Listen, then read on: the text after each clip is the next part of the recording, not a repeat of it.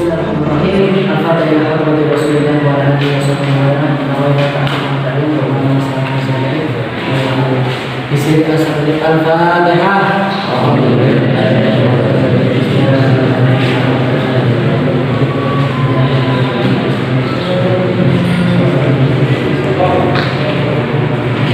Assalamualaikum warahmatullahi wabarakatuh.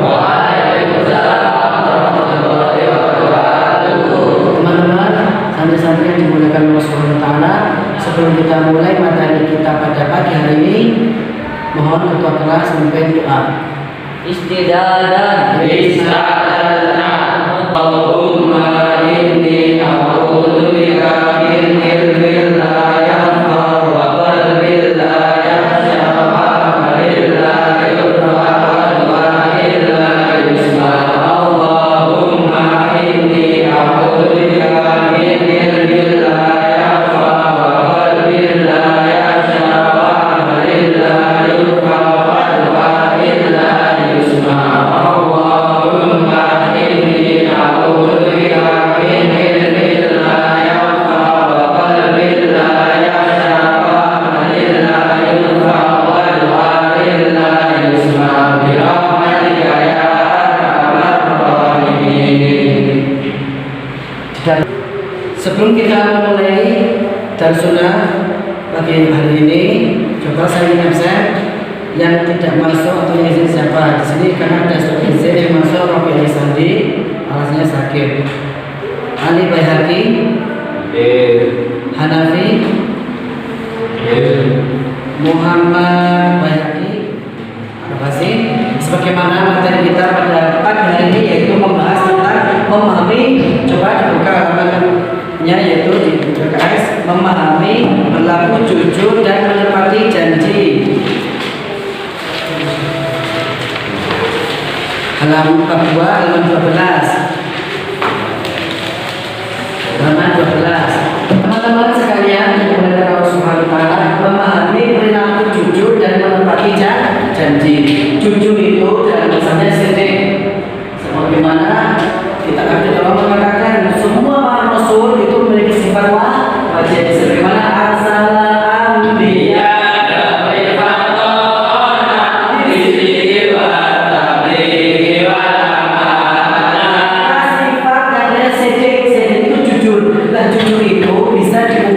bisa diuraikan, bisa diaplikasikan yang namanya dengan 3 dimensi.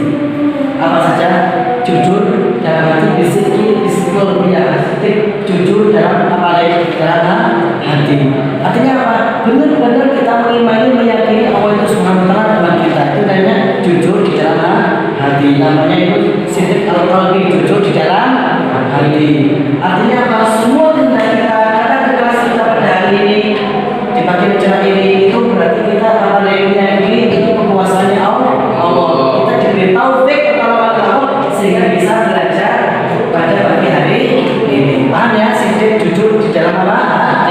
Ada sebuah hadis dengan ucapannya sesuai. Jadi omongan itu sesuai dengan apa yang dikerjakan oleh dilakukan. Makanya jujur itu memiliki arti kesesuaian, sesuai antara ucapan dan perbuatan. Kemarin hadir yang di itu ketua siapa? Ketika di Palu itu waktu ditusuk, ini informasi berita. Siapa? Abu Bakar, pemimpin majelis itu loh. Ini masih bingung. Supaya Abu Bakar Al-Mas. Bukan Abu Bakar siapa? Yang informnya mau ditusuk, kemudian HPP-nya balik. Tidak yang namanya apa? Tidak sampai terus-terus. Ternyata orang yang mau menusuk ini benar-benar memimpin masalah. Jadi patung, memakai seperti itu. Jangan langsung itu. Kuasanya Allah. Jadi kalau menginfo ada berita berarti sesuai. Benar yang saya sampaikan tadi. Kalau saya berbohong, itu berarti saya bukan orang yang jujur. KPK ada berita itu ya. Jadi itu arti daripada jujur. Apa tadi? Kesesuaian antara ucapan dan perilaku. Tetapi jujur bisa diaplikasikan dengan yang namanya paling pertama hati, kedua dengan lisan, yang ketiga dengan perbuatannya. Disebut aman, jujur dalam perbuatan. Seperti tadi kalau sampai sholat duha iya saya jujur sholat duha. Apakah benar merealisasikan sholat duha kemudian kamu dia sholat duha? Nah itu kejujuran. Bahwasanya orang yang memiliki sifat jujur itu jaminnya apa? Innal abrara lafi na'im ala al-ara'ik ya'kulun ta'rifu fi wujuhihim nadratan na'im yusqawna min rahiqin makhtum. Nanti pada saat orang-orang yang jujur kata Allah Subhanahu wa taala itu disediakan tempat yang indah tidak surga. Teman-teman yang dimana Allah Subhanahu wa taala bahwasanya jujur itu adalah merealisasikan dalam kenyataan. Jujur nggak sama cinta sama saya? Nah, ya jujur cinta sama kamu. Merealisasikannya bagaimana? Kapan jujur menyampaikan cintanya? Yang berarti kan tidaknya dari bisa dengan perbuatan diberikan jajan. Itulah sifat hati jujur. Dan jujur ini adalah apa nih? Perintah dari Allah Subhanahu wa taala. Coba dibaca ayatnya halaman 16 itu. Ya ayyuhalladzina amanu taqullaha wa qulu ma'as shadiqin. Perintah Allah wa qulu, hendaklah kalian itu bersama orang-orang yang benar, orang yang jujur. Suatu ketika ada seorang raja yang usianya sudah tua renta. Dia hanya punya satu perempuan. Bagaimana nasib kerajaan negara ini kalau saya tinggal? Sedangkan putri saya nggak mungkin dia menjadi raja atau ya pastinya tidak atau putra raja. Semua penasehat pembesar, ayo dikumpulkan semuanya. Saya ingin memberitahukan tolong buat sayembara yang bisa memenangkan sayembara ini akan saya nikahkan dengan putri tercinta saya dan menjadi raja menggantikan posisi saya. Semuanya diinfo. Akhirnya sampai ke pelosok-pelosok pemuda-pemuda itu semuanya berbondong-bondong ingin mengikuti saya. Nah, atau sayembara apa? Raja memberikan instruksi. Semuanya yang sudah kumpul di sini mudah sekali. Sambil individu yang sudah datang ingin memenangkan perlombaan yang ada sudah saya sebutkan, cukup di apa ini gini benih ini satu-satu di rumah. Semuanya sudah benih. Benih ya, benih. Akhirnya siapa yang cukup yang tumbuh nanti setelah 3 minggu sampai bawa ke sini. Dia yang akan menang. Dan siapa tumbuhannya yang besar, yang bagus, dia akan juara satu dan berhak mendapatkan putri putri saya. Semuanya hari minggu pertama itu ada yang namanya Sobri, namanya salah seorang Sobri. Dia ikut sayembara. Jadi kamarnya enggak terlalu kaya. Yang lain itu semuanya satu minggu gak ada yang tumbuh itu tidak ada. Mungkin akhirnya beberapa pemuda yang lain 3 bulan itu pergi ke pasar, akhirnya beli itu ke itu tanaman itu beli. Akhirnya coba kenapa? Karena penyakitnya dari raja itu kokoh semuanya. Tidak hanya satu, semua rata-rata yang namanya beli yang bagus di pasar. Karena itu boleh ternyata mau beli di pasar, bukan dari raja. Si Sobri ini tanya, Bu, saya bersedih, saya malu. Hari ini pertama, ayo saya sudah mulai cokol di program masyarakat ini. Minggu kedua, terakhir, nanti minggu ketiga semuanya penentuan yang sudah bagus, sudah muncul besar, itu aja yang memenangkan perlombaan itu. Si Sobri, karena minggu pertama sudah dia bawa sampai di sini konco dia dipermalukan. Gak bisa ngalah, gak bisa ngalah, gak bisa ngalah, akhirnya sedih. Minggu kedua tetap dia yang namanya sayembara dan posisi apa nih, pot bunganya, pot yang ada tanamannya itu gak cukup besar kali, maka bisa terus sedih. Akhirnya minggu ketiga untuk penilaian terakhir dia sudah Sobri ini, aku gak mau, saya gak mau ikut aku, saya pasti dimalukan karena begini teman saya semuanya pada tumbuh dengan bagus. Anakku, kamu kan memiliki sifat jujur, bilang saja, ungkapkan apa yang terjadi, faktanya memang seperti itu. Ini yang diberi oleh raja memang tidak bukan cukup. Dari sini Pak, dari punya bangsa, dari negara kamu sendiri kamu gak dipermalukan lagi. Akhirnya kita semuanya pengumuman yang memenangkan, yang berhak memberi istri dan menjadi raja di kerajaan ini adalah semuanya aku urusan itu si Fulan Sobri maju ke semuanya kaget. Kenapa? Semuanya adalah kurang jujur. Bahwasanya awal itu saya hanya menguji, saya ingin memilih calon menantu yang ini menjadi pengganti orang yang memiliki sifat kejujuran. Itu yang paling penting. Orang yang jujur pasti bisa menempati Nggak mengingkari, bukan orang munafik. Ya kan? Akhirnya apa? Sesungguhnya benih yang saya jadikan 3 minggu yang lalu itu adalah benih yang sudah digoreng. Bagaimana mau tumbuh? Kalau tumbuh semuanya, akhirnya itu saya beri jelasan kamu, saya beri toko, kamu di luar supermarket, semuanya ngaku. Berarti sini sobri kamu akan mendapatkan kedudukan menjadi raja. Masya Allah. Begitu pula sahabat Rasulullah, apalagi kalau kita tercinta Nabi Muhammad SAW, perjanjian kita sudah terkenal, perjanjian Hudaybiyah, di situ dengan yang namanya kaum munafik, kaum kafir ya, Rasulullah memberi janji juga. Jujur datang Rasulullah. Banyak yang kita jujur seperti sahabat yang namanya itu Abdul bin Abbas, sahabatnya Rasulullah yang sangat hebat. Dia itu menjadi tukang penggembala kambing. Kan jarang pada khalifahnya Sayyidina Abu Bakar saja menemui orang juga itu susah sulit. Pada suatu ketika ini Abdullah bin Mas'ud bahwasanya dia ini diamani oleh seorang bangsawan yang kaya raya untuk menggembala kambing. Apa yang terjadi? 2 orang datang memberi, Abdullah bin Mas'ud, aku sangat haus sekali. Tolong dari salah satu yang namanya ini domba-dombanya kamu rawat, coba korbankan buat saya. Dia ngomong apa? Wahai orang yang mulia, sesungguhnya ini bukan milik saya. Saya hanya diamanahi untuk mengembang, bukan untuk yang dia menolak susu dan diberikan kepada orang lain. Masya Allah kata, sesungguhnya orang yang meminta susu itu untuk menguji betapa jujurnya Sayyidina ini adalah Rasulullah SAW. Wassalamu Muhammad.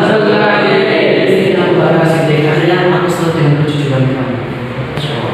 Di masa Khalifah Umar bin Khattab sampai Umar bin Khattab ini ketika yang namanya sidang atau yang namanya kalau jadi kewalian biasanya kalian terbosan itu ya benar terbosan itu menuju ke desa-desa yang maksud itu loh namanya belusukan kayak di Wisma dari kota Surabaya. Soalnya belusukannya kami terjun lagi ke lapangan. Suatu ketika saya di dalam Khattab ini mendengarkan pembicaraan antara seorang anak dan ibunya. Wah ibu kita kapan kayak kamu kayak gini, kita yang namanya susu yang kita kurang, kita hanya dapat sedikit, coba kita tambah air supaya susunya menjadi banyak dan menghasilkan kita banyak. Ini orang kalau benar kan sekarang jujur di sekolah. Kalau ujian nggak boleh, jujur dijalankan bagaimana, seperti apa? Kalau orang tuanya kamu yang benar, kemudian tidak pernah menutupi apa ada masalah dari orang tua itu pasti ingin anaknya baik. Jujur di dalam masyarakat bagaimana cara mengaplikasikannya, yaitu tidak sesuai dengan perkataan. Kalau diminta pertolongan ya tidak berbohong. Oke. Dari siswa-siswa yang digunakan Allah Subhanahu Wa Taala, jadi kesimpulan daripada mempelajari, memahami perilaku jujur dan menepati janji ini adalah kita itu termasuk menjadi golongannya Rasulullah SAW. Mencintai Rasulullah. Jadi hikmah daripada kita menjadi sifat jujur, menjadi anak yang baik, yang menepati janji, terhindar dari golongan orang-orang yang kategori munafik. Begitu pula kalau kita itu jujur, nggak akan ada yang namanya susahnya. Kenapa? Karena kita terbebas tanggungan dari di dunia, begitu pula tanggungan di akhirat. Alhamdulillah. Jadi belajar prinsip jujur. Walau kan orang meskipun yang namanya jujur itu kalau kita dirasa pahit. Sebelum kita tutup materi pada pagi hari ini, mungkin dari teman-teman ada yang mau bertanya atau belum paham? Monggo saudara Rizky. Oh terima kasih. Adakah kiranya berbohong yang diperbolehkan oleh syariat Islam? Ada yang tahu Yusuf? Tidak boleh. Ketika ada pertengkaran misalnya, ada orang yang mau dibunuh karena dia padahal tidak bersalah. Para ulama misalnya, si pembunuh ini bertanya, di mana itu Kiai si Fulan? Kalau saya ngomong jujur, itu Kiai Mahfud ada di sebelah sana, di kamar situ, langsung lagi. Di sini kita harus berbohong untuk menghindari pembunuhan. Akhirnya kita berbohong. Saya nggak tahu Ustaz Mahfud mungkin ada di Dino ya. Ini boleh untuk yang namanya kebaikan. Yang kedua yang sangat biasa dilakukan adalah berbohong agar tidak terjadi pertengkaran antara suami dan istri. Istrinya tanya, Mas kenapa kok keluar malam? Kalau dia jujur, karena habis misalnya nonton nongkrong di pinggir jalan, suami ngomong begitu, isinya pasti ngomong dan marah. Agar tidak ada pertengkaran, saya tadi yang menjaga masjid sampai surat kata. Kalau kan, oh ya mas ngobrolkan dari ngomong dulu, nanti dia bersama. Ada enggak? Boleh. Akan menurutnya tidak ada apa? Terima kasih. Mungkin ada yang lain, monggo. Kesimpulannya berarti berperilaku jujur dan menepati janji adalah sifat mahmudah. Asal tabarakallah, benar sekali, termasuk akhlak mahmudah. Jadi kategori apa ya? Akhlak yang terpuji. Sebelum kita tutup, jangan lupa ya tugasnya ya di kalian dengan semua halaman agak jelas itu diulang ya, karena sudah kami sampaikan materinya. Kemudian yang kedua foto itu diisi sesuai materi yang kami sampaikan. Sebelum kita tutup pelajaran pagi hari ini, monggo ada salah satu kisah yang mungkin bisa menginspirasi kita. Ya, monggo mereka.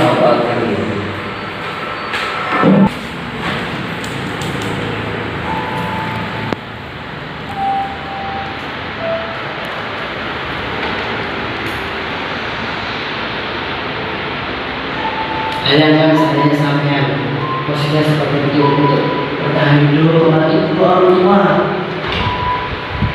harus tahu bahwa harus mau dan menjalankannya. Ini gimana Surabaya kan? Gimana? Lihat deh, belum makan, ada rezeki, lumayan ya.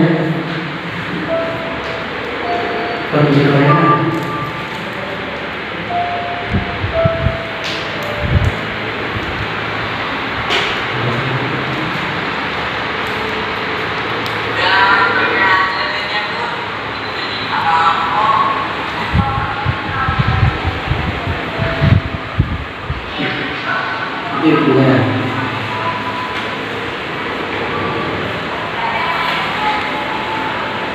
Itu keselipnya jalannya jujur seperti Syaikhul Qadir Jailani jujur sedangkan namanya hanya tobat kan salut.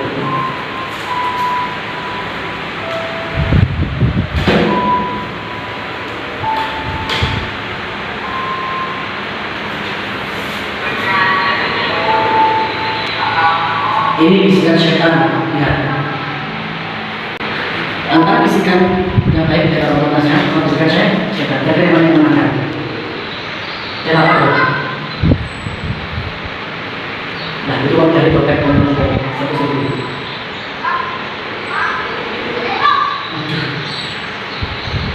Bisa nggak kita itu ya? Godaan selalu menawarkan keindahan. Dari ketujuan malah menuju ada apa tadi? Kemewahan, kebanyakan.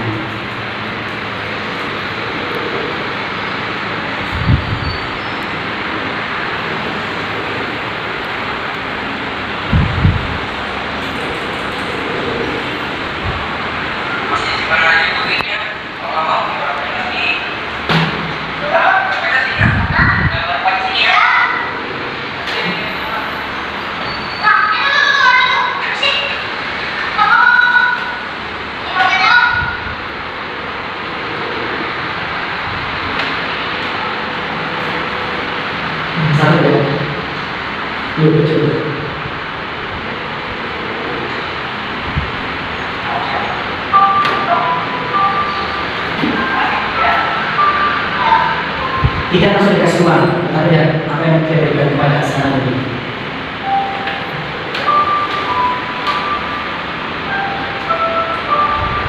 Difasilitasi sekolahnya sampai jadi jasa sarjana. Kalau yang bahaya mungkin kalau sama sendiri ya, ini enggak sampai jadi sarjana. Belum. Tahu? Dua tujuan ada apa salah? Bisa wajib masalah pakai perangkatnya dan kerjasamanya pagi hari ini tuang sahabat jaga di dalamnya alhamdulillah semuanya konsentrasi semoga kita bermanfaat dan kita bisa mengaplikasikan di dalam kehidupan kita sehari-hari di mana saja dan kapan saja. Sebelum kami tutup dengan Assalamualaikum warahmatullahi wabarakatuh.